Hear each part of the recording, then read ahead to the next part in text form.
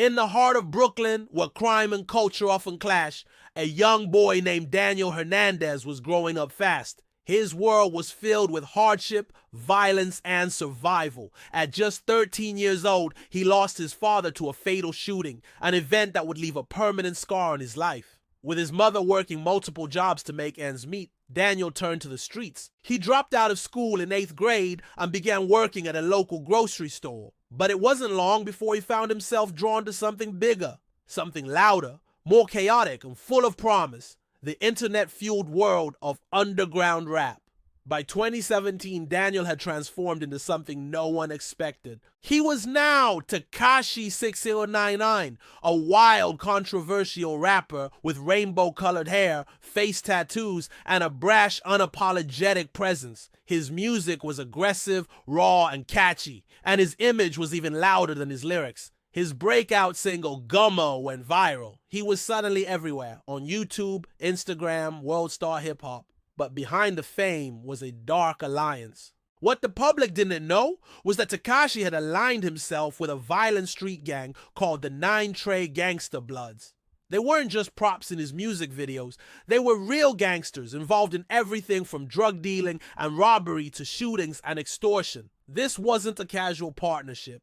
9 Trey gave 6ix9ine credibility and protection. In return, he gave them money, clout, and national attention. It was a symbiotic relationship until it all went wrong. As 6ix9ine's fame grew, so did the violence around him. There were multiple shootings tied to his entourage. One at the Barclays Center in Brooklyn, another in broad daylight outside a Manhattan restaurant. Then came the incident where his former manager allegedly kidnapped and beat him over internal disputes within 9 Trey. The FBI had been watching closely. By November 2018, they had enough evidence to strike. 6ix9ine and several 9 Trey members were arrested and charged with federal racketeering, conspiracy to murder, and weapons offenses. The maximum sentence: 47 years to life in prison. Faced with the reality of spending most of his life behind bars, 6ix9ine made a decision that would forever change his reputation. He agreed to cooperate with federal prosecutors. In a stunning move, he testified in court against his former friends and gang associates. He described the structure of the gang, the crimes they committed, and who ordered what.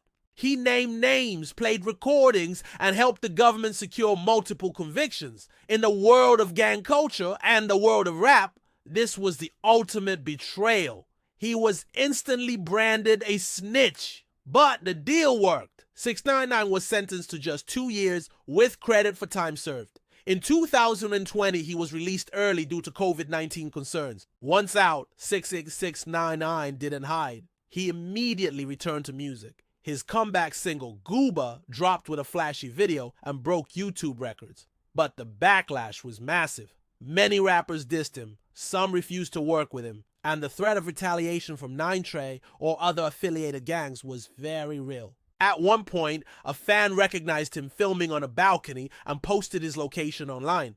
Authorities had to move him to a new safe house within hours.